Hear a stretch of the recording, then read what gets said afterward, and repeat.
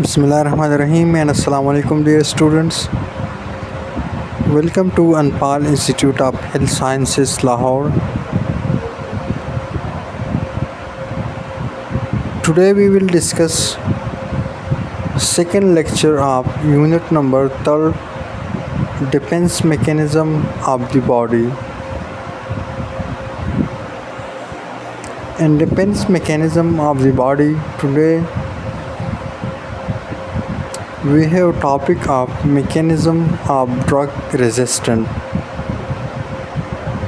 वो कौन से मैकेनिज़्म हैं जिसके ज़रिए ड्रग रेजिस्टेंट पैदा होता है। सबसे पहला हमारे साथ है जेनेटिक म्यूटेशन। जो भी माइक्रो ऑर्गेनिज़म होता है वो अपनी जीन्स में कुछ चेंजेस कर लेता है, म्यूटेशन कर लेता है, तो फिर जो एंटीबायोटिक पहले उस पर इफ़ेक्टिव होता था, जब उसमें म्यूटेशन आ जाती है तो फिर वो इस तरीके से उस पर इफ़ेक्टिव काम नहीं कर पाता और इस तरह से हमें रेजिस्टेंट सामने मिलता है। एग्जाम्पल में आप देख सकते हैं कि mutation in the DNA gyrase gene in fluoroquinolone resistant bacteria.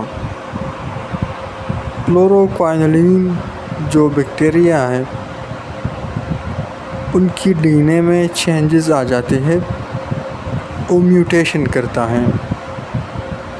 Next हमारे साथ है एंजाइम प्रोडक्शन। कुछ माइक्रो ऑर्गेनिज़म बैक्टीरिया ऐसे एंजाइम प्रोड्यूस करते हैं कि जो एंटीबायोटिक हम लेते हैं फिर वो अपना काम सही तरीके से नहीं कर पाते। जैसे एग्जांपल में आप देख सकते हैं beta lactamase produce by some bacteria can degrade beta lactam antibodies. जो बीटा लैक्टम एंटीबॉडीज़ है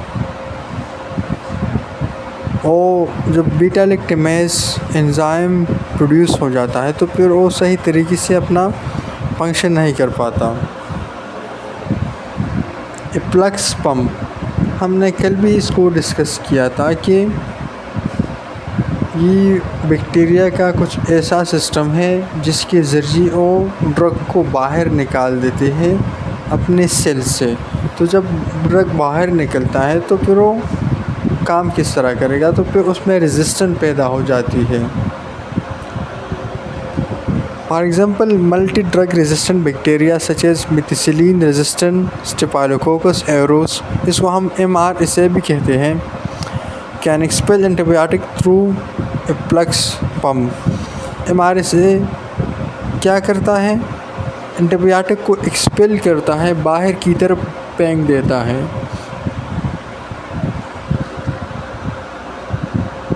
नेक्स्ट हमारे साथ है अल्टरेशन ऑफ ड्रग टारगेट। मतलब माइक्रो ऑर्गेनिज़म का जो टारगेट साइट है जिसके लिए हम एंटीबायोटिक बनाते हैं वो अपना टारगेट साइट चेंज कर लेते हैं। फिर जो एंटीबायोटिक हम लेते हैं तो वो इतना इफ़ेक्टिवली उनकी बाइंडिंग नहीं होती, ना वो इनहिबिट कर सकता है उस ड्रग की उस एक्शन को बैक्टीरिया की, और ड्रग का जो एक्शन होता है वो हमारे साथ ख़त्म हो जाता है या कम से कम हो जाता है। For example alteration of penicillin binding protein in some bacteria leading to resistant to beta lactam antibiotic. Next हमारे साथ है बायोफिल्म फॉर्मेशन। कुछ माइक्रो ऑर्गेनिज़म अपने इर्द गिर्द एक प्रोटेक्टिव स्ट्रक्चर क्रिएट कर लेता है जिसे हम बायोफिल्म कहते हैं, और उसमें जो ड्रग की पेनिट्रेशन होती है ताकि वो साइट के साथ बेंड करे और उस बैक्टीरिया के एक्शन को इनहिबिट करे, तो फिर वो बाइंडिंग सही तरीके से नहीं हो पाती। बायोफिल्म एसोसिएटेड रेजिस्टेंट इन सूडोमोनास एरोजिनोसा इन्फेक्शन। सूडोमोनास जो बैक्टीरिया है हमारे साथ वो अपने इर्द गिर्द एक प्रोटेक्टिव लेयर क्रिएट करके ख़ुद को ड्रग की इफेक्टिवनेस से बचाता है। नेक्स्ट हमारे साथ है reduce drug uptake, decrease permeability और change in transport system result in reduce drug uptake by micro organism. मतलब जो ड्रग हमने लिया है उनकी ट्रांसपोर्ट सिस्टम में कुछ चेंजेस आ जाता है, जो टारगेट साइट है वहाँ पे प्रॉपरली पहुँच नहीं पाता, या उनकी जो परमेबिलिटी होती है वो कम हो जाती है, तो फिर उनका इतना इफ़ेक्टिवली बैक्टीरिया को ख़त्म नहीं कर सकता। Decrease Uptake of antifungal drug in resistant fungal strain.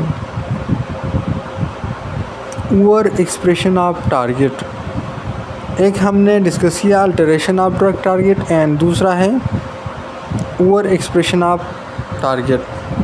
मतलब माइक्रो ऑर्गेनिज्म का जो टारगेट साइट होता है वो बहुत ज़्यादा कर लेते हैं, एक टारगेट की बजाय वो 10 बना लेते हैं, ताकि एंटीबायोटिक जो है ना प्रॉपर तरीके से उनकी बाइंडिंग ना हो जाए, उनकी जो इफेक्टिवनेस है वो हमारे साथ कम हो जाए। ओवर रिएक्टिव आप dihydrofolate reductase in resistant malaria parasite, जो मलेरिया पैरासाइट होता है उसमें ओवर एक्सप्रेशन होता है बहुत ज़्यादा। And cross resistant to one drug confer resistant to other structurally similar drug और drug with similar mechanism of action. मतलब हम जब एक ड्रग यूज़ करते हैं एक एंटीबायोटिक के बैक्टीरिया के खिलाफ, तो अगर नेक्स्ट टाइम सिमिलर स्ट्रक्चर का उस तरह का कोई ड्रग हम यूज़ कर ले तो चांसेस है कि उसके अगेंस्ट बैक्टीरिया रेजिस्टेंट बना ले। Cross resistant between different beta lactam antibiotic due to share resistant mechanism.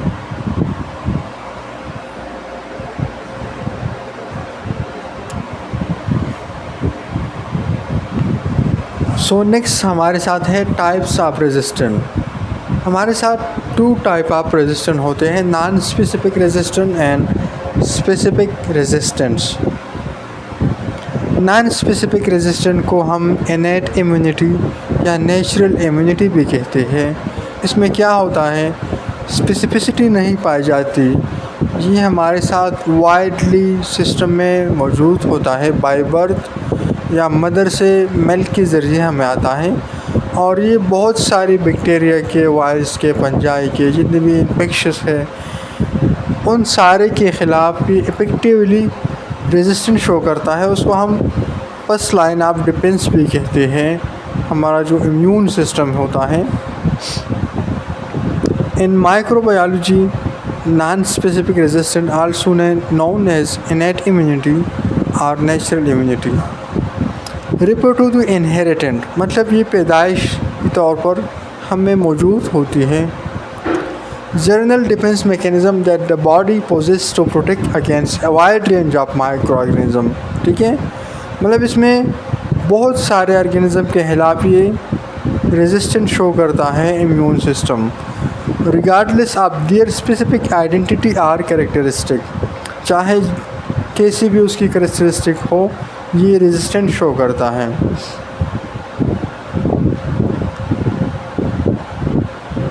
तो फिर नॉन स्पेसिफिक रेजिस्टेंट के हमारे साथ बहुत सारे टाइप हैं, जिसमें physical barrier and chemical barrier आता है।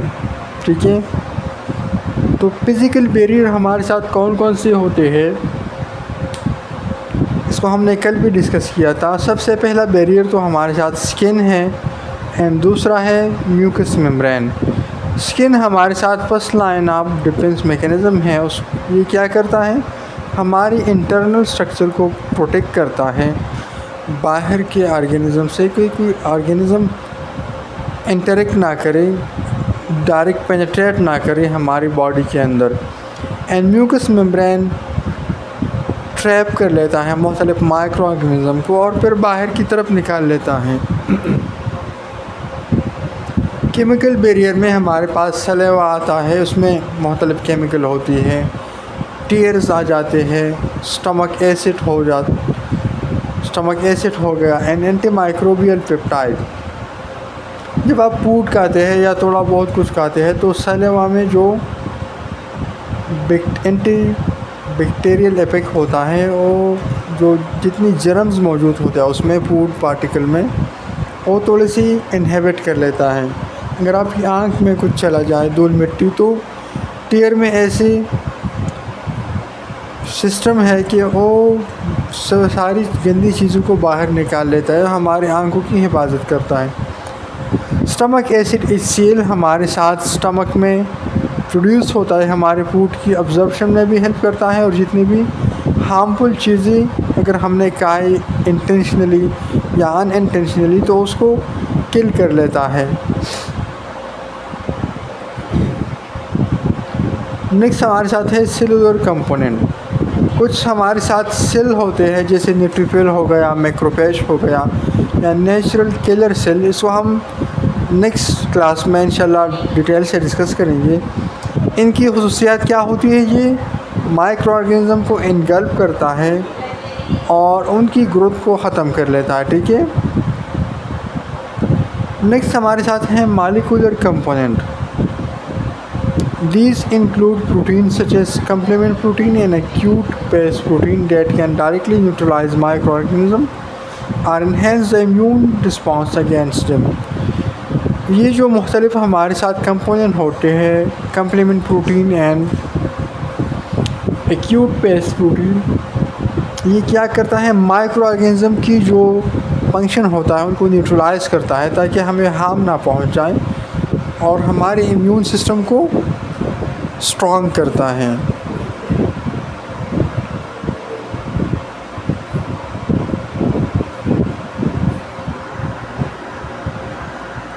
तो आज के लिए मेरे ख्याल से इतना लेक्चर काफ़ी है। इंशाल्लाह कल हम डिस्कस करेंगे